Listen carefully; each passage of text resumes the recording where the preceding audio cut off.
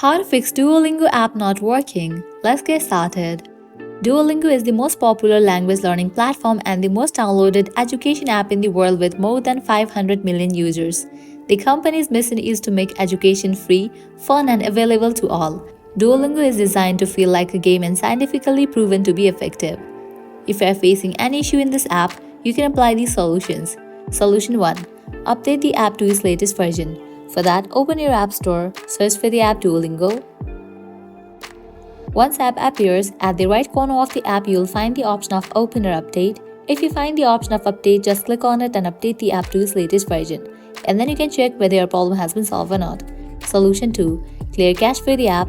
For that, open your settings, scroll down, open the option General, head towards the option of iPhone storage.